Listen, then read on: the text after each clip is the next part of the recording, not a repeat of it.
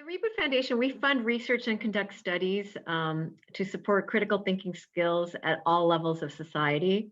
And for the last several years, we at the Reboot Foundation have also been studying the phenomena of fake news and how misinformation spreads online and via social media.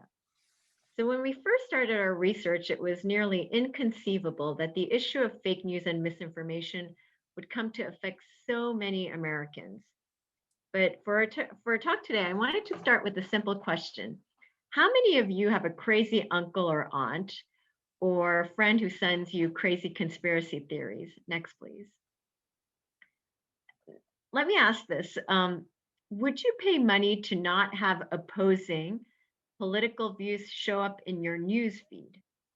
When I was preparing my remarks for today, I came across a very interesting study that probed this very question. In this study, the researchers offered social media users money.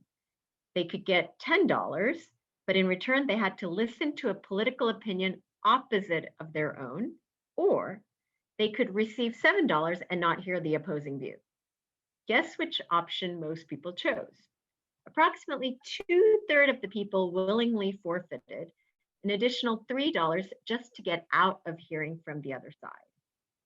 I find this research fascinating because it actually illuminates the degree to which so many people live in information bubbles today and how they're willing to go against their own self-interest, in this case, actually receiving more money, to stay comfortably in these bubbles. So this is what we're up against. I'd like to briefly walk you through some of our research findings and how they relate to what we've seen in the US of late. Then I'd like to talk about what we can do to fight this crisis of misinformation, as Ian alluded to. Next, please.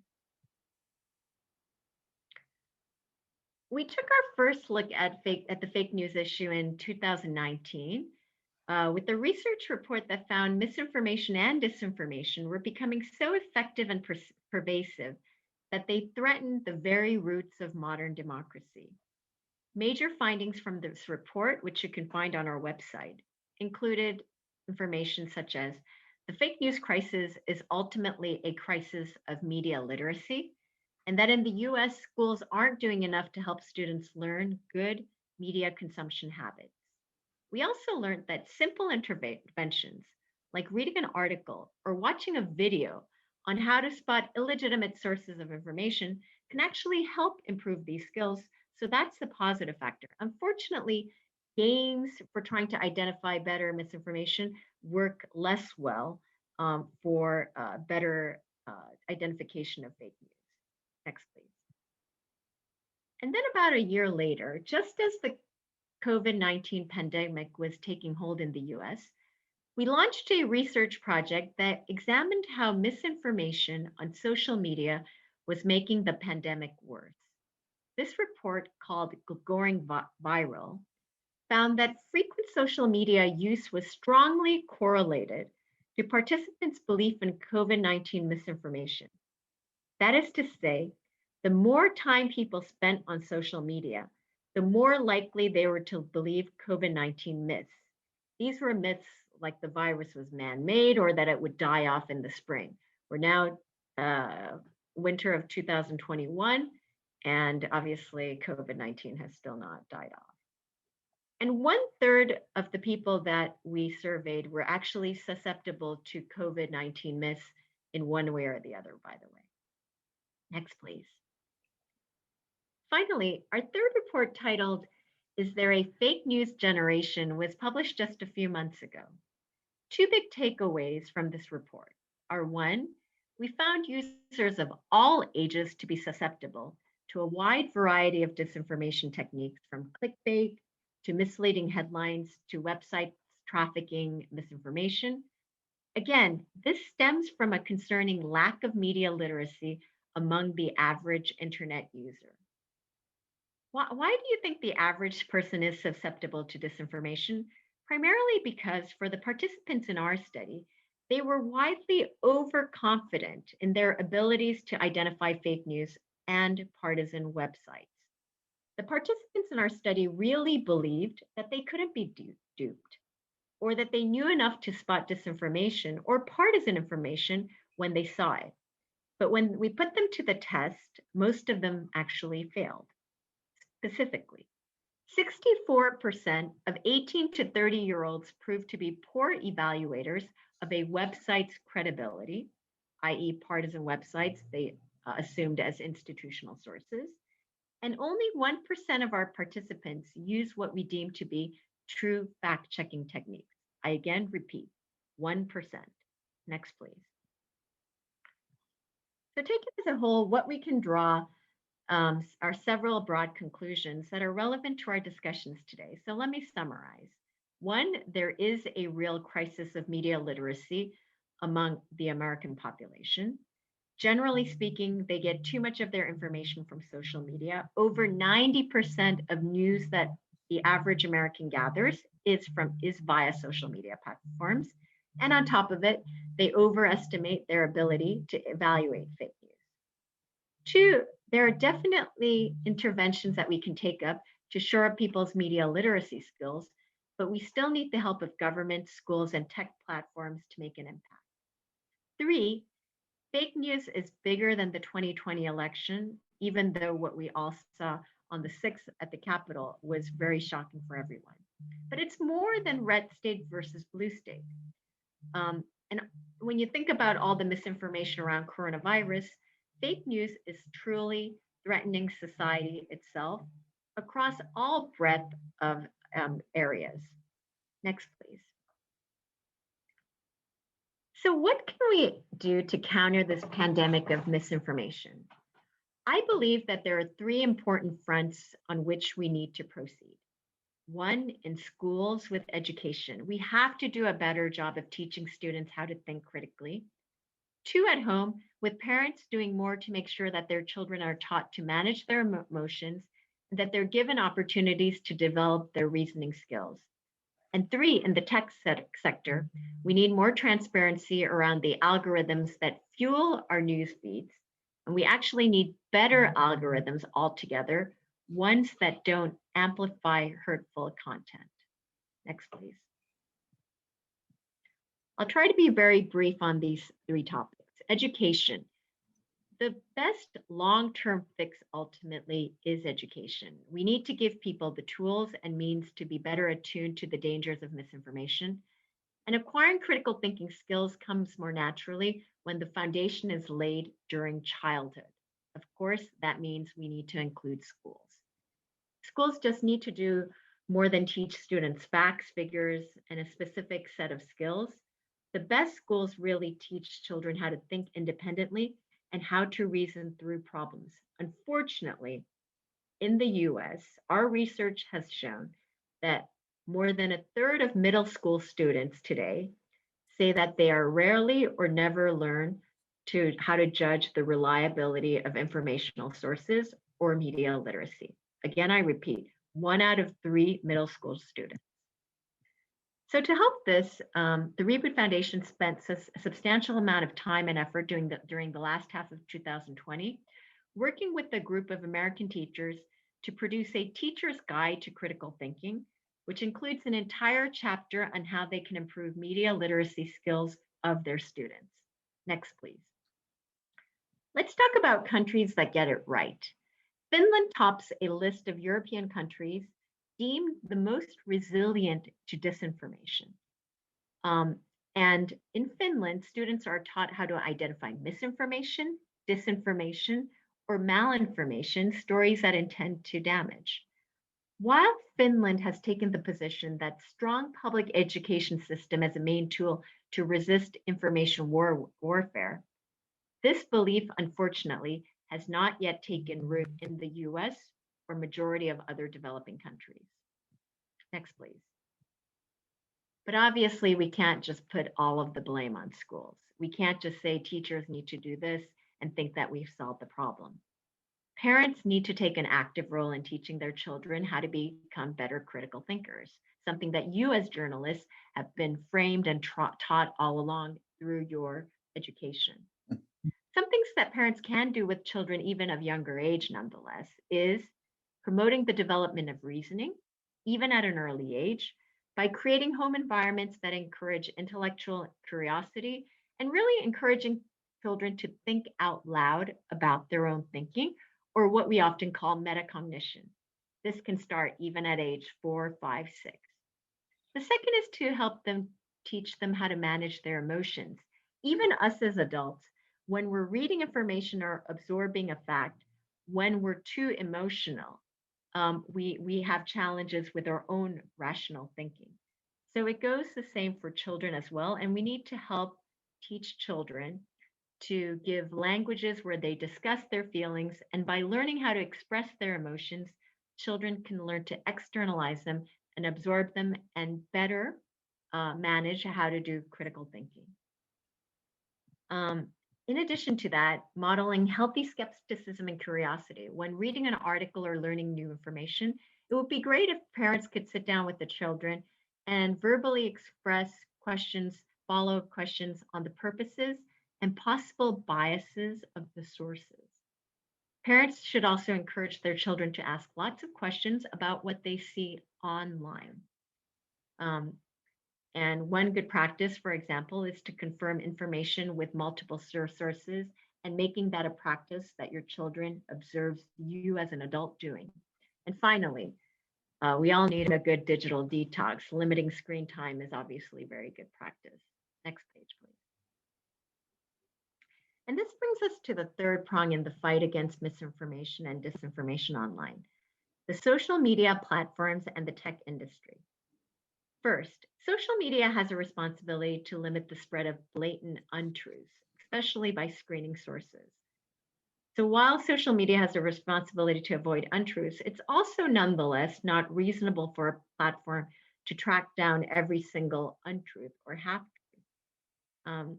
In the early days of the pandemic, there were more than 1,000 tweets per minute about the COVID virus from a health perspective, let alone other subjects around COVID.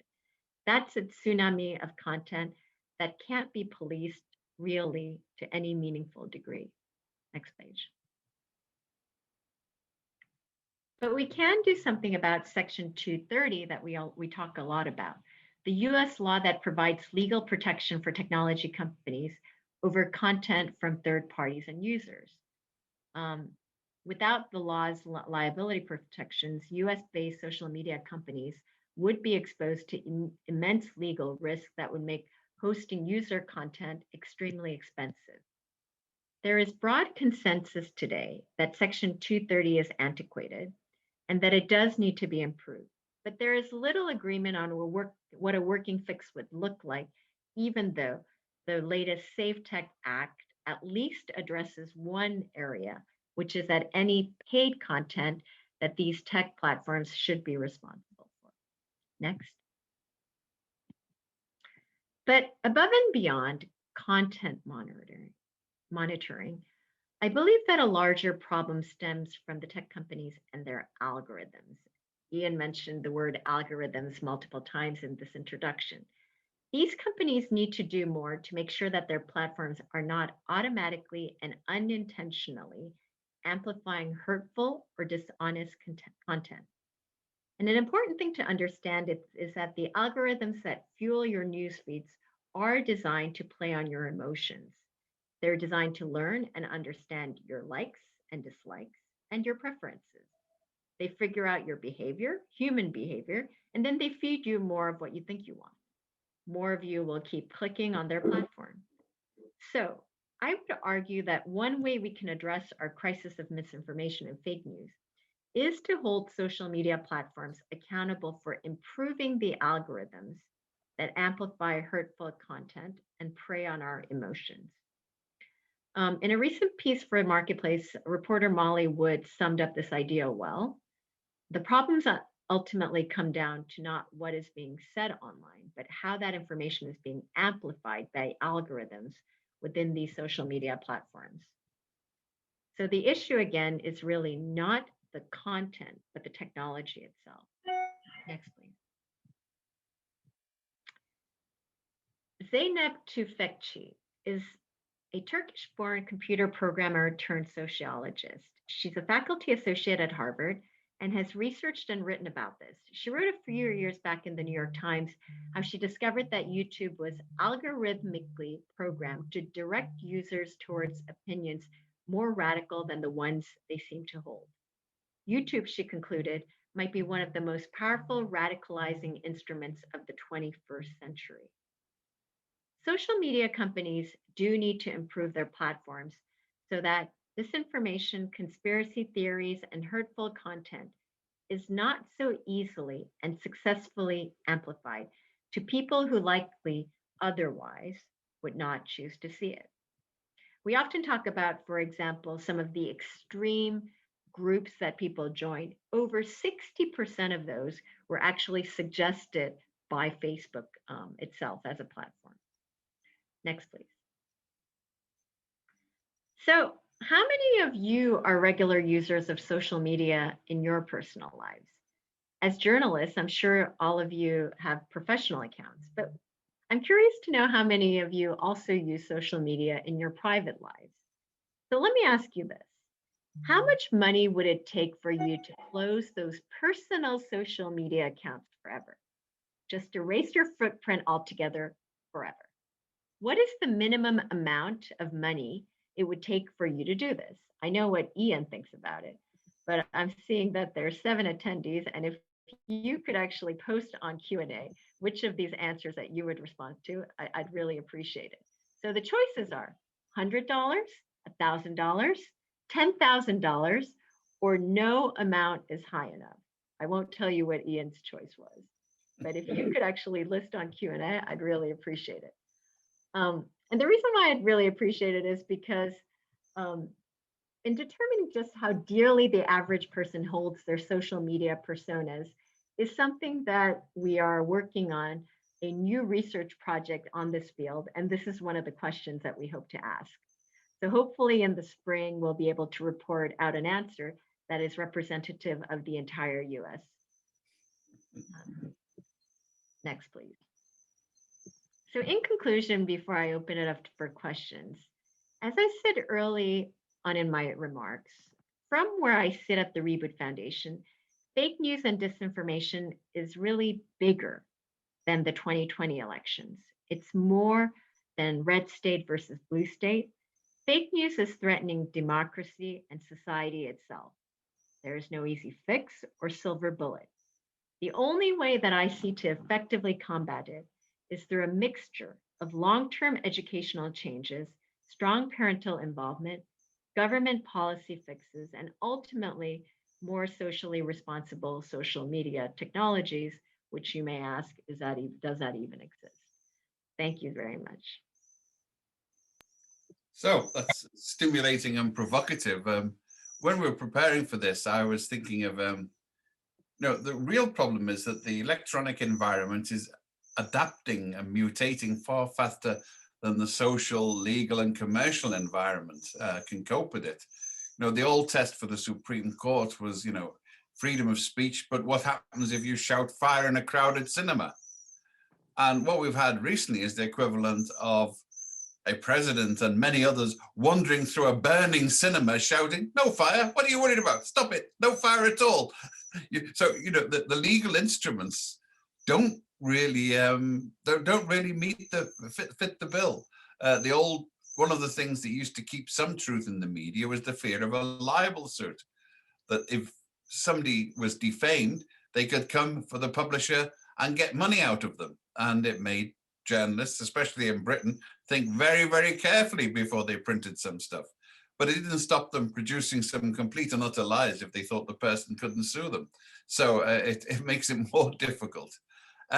So with although maybe in the UK, unlike the US, I think most of the journalists know that indeed the risk of potentially being liable and being sued is nonetheless. I don't think it's the main reason for why it's a checkpoint, because indeed, I hope majority of journalisms believe in journalistic integrity.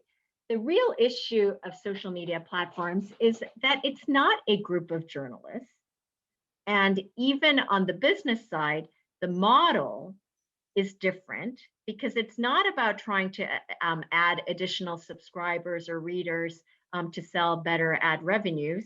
It's really about keeping people's eyeballs on their websites, on their platforms, which ultimately means, again, that the model is predominantly based on preying on people's emotions because that's what works. The model is in fact based on algorithms designed to do this. It's a bit like computer trading. No, the justification for the financial markets is lots of individuals will collectively, by making separate decisions, come up with a collective wisdom, an assessment of the value of companies, of investments. And in the social media market, we're in a similar position. We're making this, but the decisions that are in the financial markets are now made by computers trading in nanoseconds, are also being made in the social media market. And I'm still not convinced that we can see our way through to get the technology to regulate this. How do you regulate an algorithm when quite often the people who've written the algorithms don't know how they work themselves? I think a large portion is, it's a little bit like I was mentioning, probably, part of the challenge is awareness that the general population isn't even aware that they're poor identifiers of, identifying fake news. I think the real subject that it needs to be addressed in the short term is transparency of these algorithms, because unfortunately, majority of the U.S. population does not even know how the algorithms indirectly is formed and contained. So, not contained, but how it's been constructed to manipulate people. So, I think it goes back to even Twitter. Let's go back to before Trump was kicked off.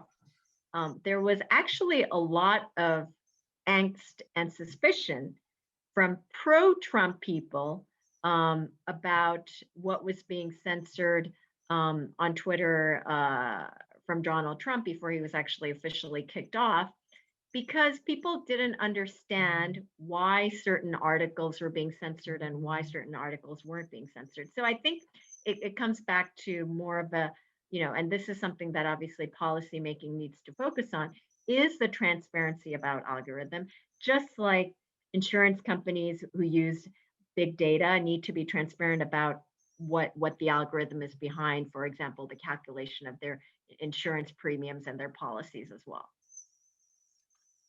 Right. With Selena Patel once, you've already talked about the many issues with fake news and disinformation. But for you, what's the worst aspect of fake news today?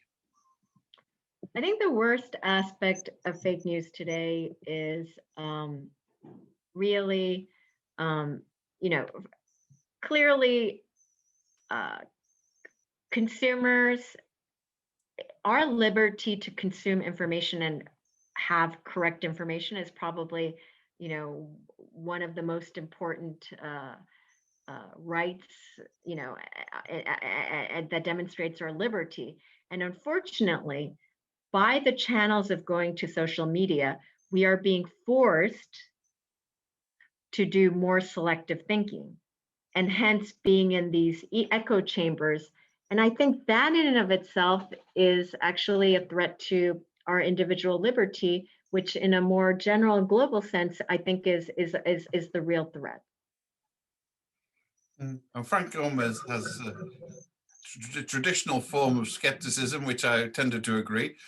Can one assume that parents have some duty to educate, discipline their children? Or are parents as undisciplined as the children? I mean, I tend to agree with the second part. I mean, you're acting as though this is, I find that children are often more media savvy and more skeptical than their parents. They haven't had time to be as indoctrinated as their parents. So aren't you putting an unfair burden on a generation that's been somewhat indoctrinated for longer? No, I mean, as you can imagine, the survey that I mentioned, where less than 1% of those that we interviewed actually did apply fact checking techniques for identification of fake news. In our survey, we did not interview children. So to your point, you're right. Adults are very much susceptible to fake news.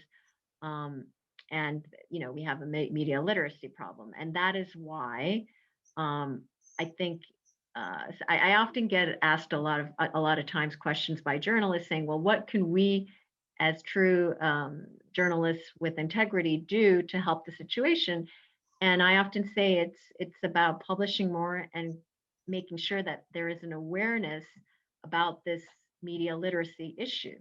And the reason why I say that is because, again, I go back to the study that showed that when people read an article or watch a video about techniques to better identifying fake news, the silver lining is that they do a better job after they've read the article. So there is a heightened sense of awareness for identifying what misinformation is out there, and especially disinformation, because they will take the time to see what the source is, what the background of the author is, that perhaps they wouldn't have done just by maybe forget clickbaiting, but actually even reading an article that they found through Twitter.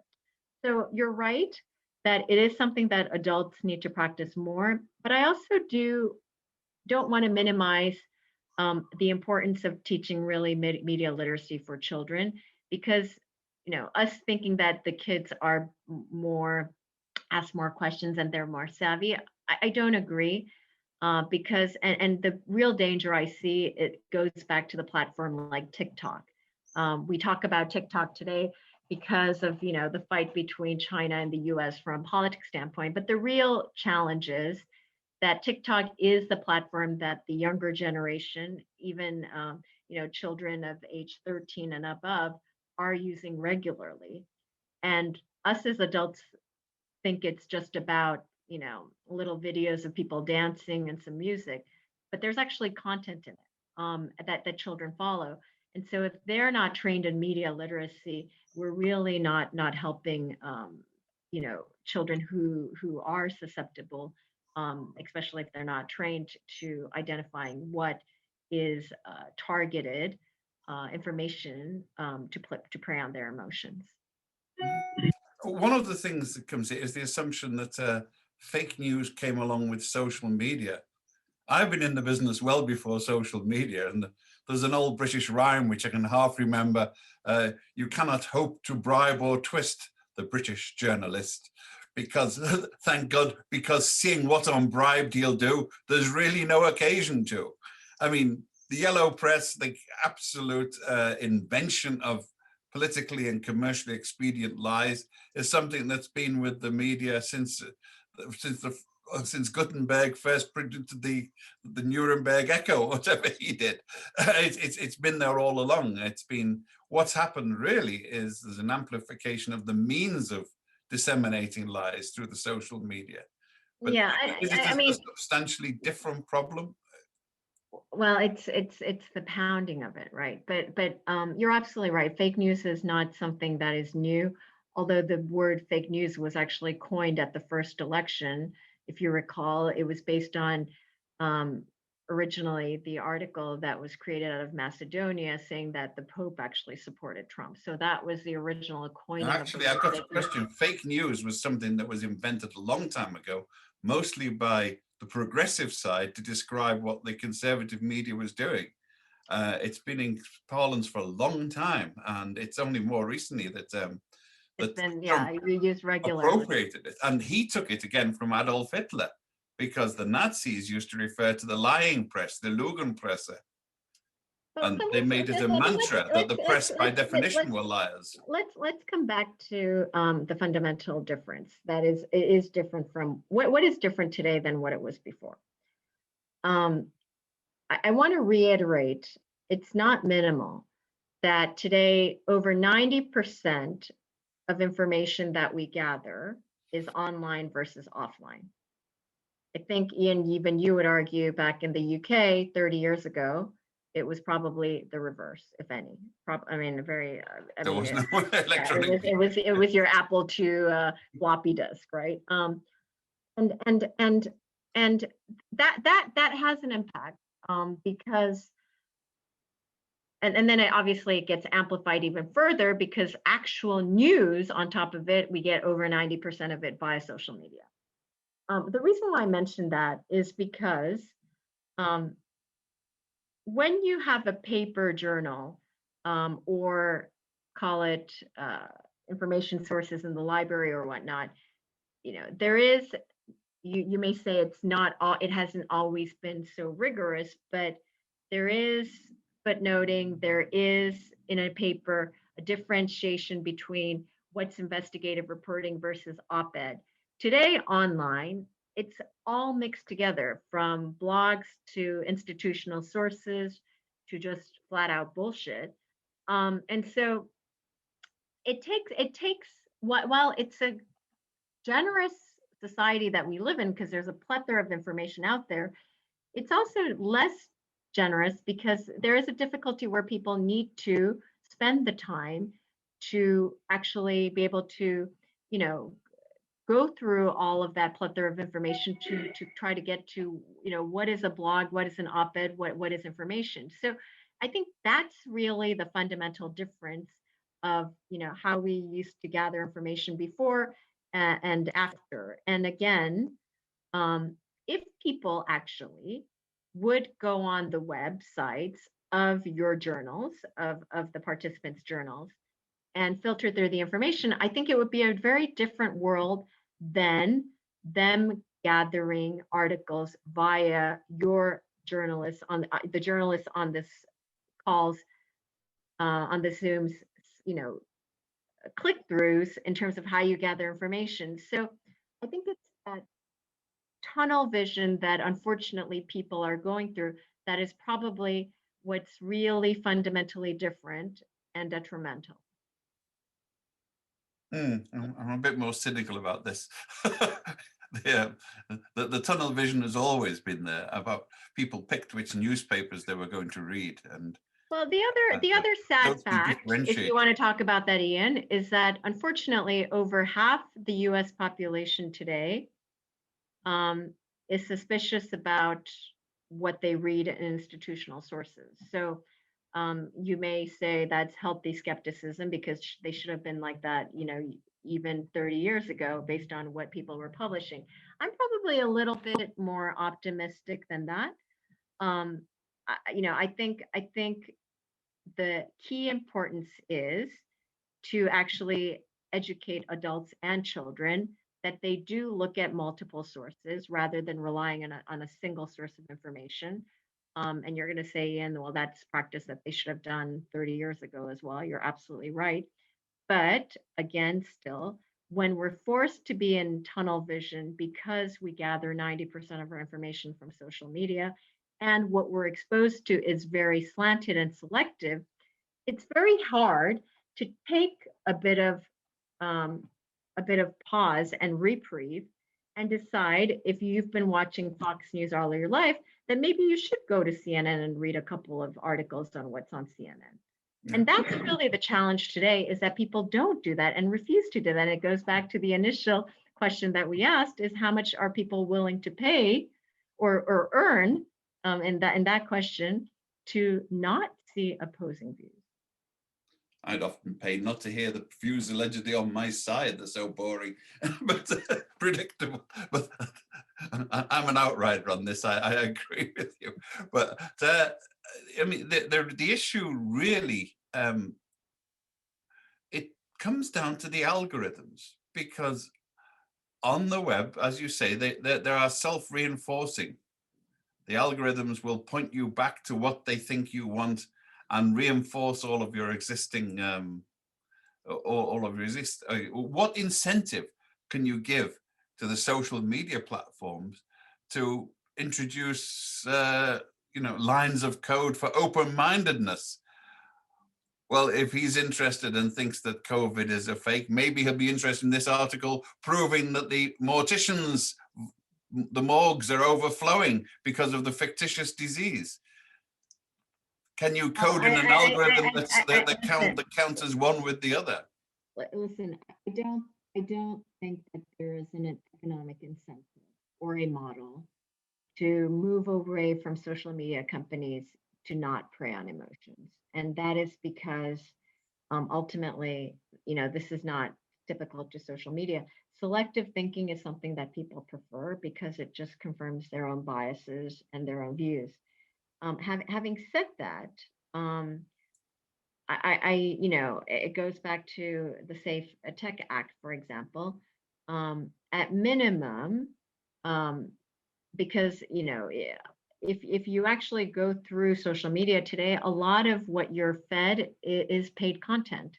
So at least in terms of truly verifying and fact checking the paid content, if the social media companies were to do that, I think that would be already a decent step in the right direction. But unfortunately, there is no silver lining of an economic model for social media companies to try to share both sides of views, et cetera. I mean, with all due respect, even Google and their algorithm, obviously, if you do, will naturally show on your first three articles of what you're searching, the sites that you've been on before. And some people will say that's efficient. Others would say that helps us be a bit more narrow-minded in terms of what we search. But again, there are ways we can fight against that, right? So if we teach people, for example, on Google, to actually spend the time to go to the second or third page of what you search and not just click on the first three articles when you do a search. Same thing on social media. Now you can trick the system of it, right? So if you are pro-Trump and you like a whole bunch of comments that are pro-Biden during the election, you probably will be a bit more exposed more equally than only seeing pro-Trump comments. Now, do most people do that? No, but if you're really looking to trick the system, yeah, you can do something like that. One of the things is that the people, how can you put it? There's a lot of, the code is written in binary, but there's a lot of binary thinking. Like one of the assumptions here is you have you must be pro-Biden or anti-Trump, or you cannot. There's a lot of people out there who actually say a plague on both their houses, and it really confuses algorithmic thinking. I used to go on the O'Reilly factor, and the reason for my success of being invited back was I flummoxed them because I was rude about Clinton and Bush, and they did not compute. They were saying, no, this doesn't work. He can't be against and for. He's got, and you could see that the cogs were about to blow out of their heads. And I get that equivalent with the computers because they really do not, the algorithms really can't cope with the idea of fuzzy logic, of the idea that there are gradations of like and dislike in people. And in fact, the algorithms reinforce that binary logic. Question, comment on that hypothesis? No, I mean, I agree with that point, which is why I gave the example that if you want to trick the system, you can trick the system.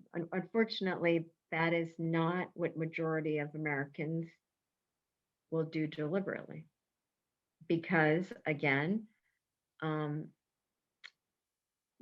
1 out of 4 people, even in person when you can, pre-COVID, will avoid talking to somebody who has a different opposing view from their original view. So again, this is not a social media problem. This is just, our Human human problem. nature and a problem with critical thinking. But this is just magnified with the echo chamber that social media creates on top of it. Well, several great minds are there on the listening in. Is there any more input from them? Any of you out there would like to put in a point of view and contribute to this, the development of rational social media? No, they're silenced. We must have had all the answers or answered none of the questions, whichever. But you mentioned that the issue of how people address this, it's well, I think you pointed to the algorithm. Most people, it's like the children in Garrison Keillor's Lake Wobegon schools, where every child was above average. and every driver thinks they're better than the average driver. They're in the top 10% of drivers on the road. These self-delusions about, it comes back to the old dilemma. I beseech thee in the bowels of Christ, consider that ye may be mistaken, said Oliver Cromwell to his colleagues just before he chopped the king's head off. He didn't allow for much. He didn't allow for much mistake there. But there's this idea that some hint of self-doubt that doesn't paralyze you seems to be what we need to inculcate in people, isn't it? Yeah, and if your view is continually reinforced, encouraged by now the good news is it probably builds self-confidence of people with their own biases and their own positions and views, so it's a comfortable situation. But obviously, that type of positive reinforcement doesn't necessarily help people to want to take the initiative to take a step back and ask opposing questions. And again, I think one of the biggest liberty for people is actually to be able to change your opinion. I think that's something that if we can do, and there's a lot of different countries where you can't even do that. So I think it's a massive liberty, and unfortunately, I think a lot of it is kind of going to waste without us even having the opportunity to challenge ourselves. And I think that's where I believe that there is a responsibility from journalists, like the folks who are on the Zoom, to really reinforce that and share that information with the people, because you as journalists are a privileged group where you've been trained to think critically and to ask questions about the sources and challenge the way you think and look at a point of view. So that's where I think the link and the importance is so much stronger, specifically coming from journalists. But there needs to be an economic incentive. I can tell you that the libel laws kept many journalists in Britain on their toes for many years, a little too much, because they knew if they and that is really unfair, right? I mean, it's a little bit like we were saying, Ian. Even today, your journals are subject to liability in the U.S. and can be sued for misinformation or disinformation, and yet these social media platforms are not. So part of the key to this, as well as tuning up the algorithms, is to work out how to alter 230 and other things to make sure there is a financial incentive for the media companies to approximate closer to reality in what they allow to be published. Yeah, and that goes back to the Safe Tech Act, which is really about, if they are going to generate a dime via the content they publish, then they should be liable. Mm-hmm. And how do you do that without dampening free speech and self-expression? I don't think it is a dampening of free speech or self-expression, because this is paid content, right? So it's a little bit like advertising. And again, I think I don't go so far as to say that the social media companies should be liable for what Ian Williams might have commented on a post on something that the Reboot Foundation might have made a comment on. And you're free to do that, by the way, Ian. But if Ian Williams is actually paying Facebook ads to push content, then I do think that a Facebook should fact check and be responsible for that content, because they have generated ad revenues, just like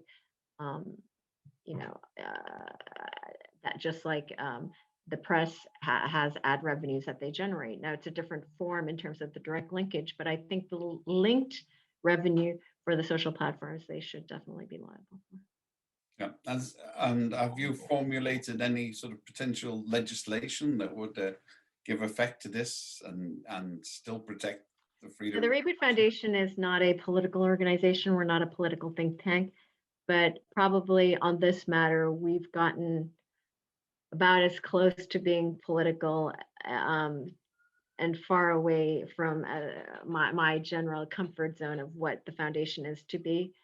And so, as you probably know from a lot of the articles that I've written myself and have spoken out, um, I've been pushing hard for both transparency of algorithm as well as the importance that of that section 230 be altered so that paid content, the social media platforms should be liable. Both laudable aims, which I think most journalists could support. So one last call for the assembled masses of journalists out there. Any more questions as we ricochet towards the buffers? No. Well, look, did you have any sounding words? I think it's a discussion that continue forever because it isn't a clear-cut one. It's not a binary one. There's a lot of fuzzy logic involved, and there've got to be trade-offs between freedom of expression. As the Supreme Court said, you've got freedom of speech, but can you shout fire in a crowded cinema without facing the consequences? And like I said, can you wander through a burning cinema saying there's no fire here, just sit down and wait without liability? I mean, there is all sorts of questions around freedom of speech. I do want to kind of, another closing point is that we haven't even touched the surface of what social media impact has on people's mental health. And so that is another area that the Reboot Foundation is going to be doing research and writing about, because I think that that's another dimension that we haven't even scratched the surface in terms of impact. And obviously, with a lot of homeschooling and just being not being able to be out, being confined within our homes due to COVID, there is an amplified impact of this. And so that's another area that we will be doing research. Yes, we could take January the 6th, Capitol Hill, as an example of care in the community as far as mental health is concerned. Perhaps, but I'm making partisan points. I'm allowed to. But thank you, everybody. This is the Foreign Press Association in New York with Helen Bouygues, who has given more thought than most of us have, apart from cursing and spitting over our shoulders in social media. Next Monday, we will be hosting Rob Billot and Carrie Gillum, who have been at the front end of what journalism should really be about. They've been investigating major corporations that have been poisoning people with impunity and paying the consequence because they have been threatened, they have been maligned, the politicians have been bought and sold for it. And it shows what happens when you allow unregulated large corporations into the body politic like this. So we hope to see you, I believe it's 10 o'clock next Monday for our excursion into toxic chemical waste, wade our way through it. Both fascinating books, by the way. I'm reading through them. People still read books. People are reading books more than ever, I gather, as a result of the COVID epidemic. So there is hope there. Puzzles. Inshallah, as they say. Okay, well, Helen, thank you very much for this stimulating discussion and for provoking. And we hope to actually perhaps in the near future, we can get some panels of actual practicing journalists on and offline and consider the issue in a larger scope. Maybe when this new administration actually moves on your proposals. Perhaps. Well, thank you very much, everybody. And brace yourself for the winter storm if you're here in the Northeast. I will hunker down and stare at my social media once more. Thank you, everybody, from the Foreign Press Association in New York and from Helen Bouygues. Bye.